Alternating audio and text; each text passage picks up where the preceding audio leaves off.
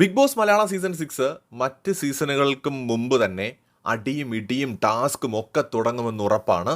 കാരണം ഇത്തവണ രണ്ടും കൽപ്പിച്ചെത്തിയിട്ടുള്ളത് കണ്ടസ്റ്റൻസ് മാത്രമല്ല, ബിഗ് ബോസ് കൂടിയാണ്. കഴിഞ്ഞ തവണത്തേതിനേക്കാളും ഗംഭീരമാക്കുക, സീസൺ 6നെ കൂടുതൽ മെച്ചപ്പെടുത്തുക എന്നിങ്ങനെയുള്ള പ്ലാനിങ് ബിഗ് ബോസിനുണ്ടെന്ന് വ്യക്തമാണ്. ഇന്ന് മത്സരാർത്ഥികൾ ക്യാപ്റ്റൻസി ടാസ്കിൻ്റെ ഇടയിൽ കയ്യാങ്കളിയുടെ വക്കിലെത്തുന്നുണ്ട്.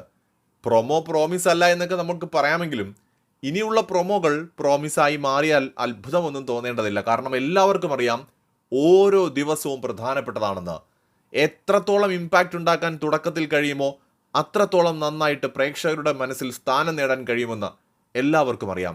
വെറുതെ കയറി ഇരിക്കുന്നവരെ പ്രേക്ഷകരൊരിക്കലും ഒരു തരത്തിലും പരിഗണിക്കില്ല എന്നും നന്നായിട്ടറിയാം. അതുകൊണ്ടാണ് പറ്റില്ലെങ്കിൽ ഇറങ്ങിപ്പോടാ എന്ന് പറയേണ്ടി വരുന്നത്.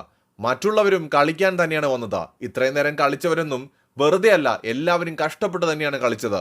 താൻ വലിയ ഷോ എന്ന് മറക്കണ്ട എന്നിങ്ങനെയുള്ള ഡയലോഗ് അടിയൊക്കെ പ്രോമോയ്ക്കിടയിൽ കേൾക്കാൻ പറ്റുന്നത്. ജാസ്മിനും റോക്കിയും രതീഷും സിജോയുമൊക്കെ കളത്തിലിറങ്ങുമ്പോൾ മാറി നിൽക്കുന്ന കൂട്ടര് ദുർബലരാണെന്ന് കരുതരുത്. കൃത്യമായ സമയത്തിനായി ഉചിതമായ തങ്ങളുടെ അവസരത്തിനായി കാത്തിരിക്കുന്നവരുമുണ്ട് ഇക്കൂട്ടത്തിൽ.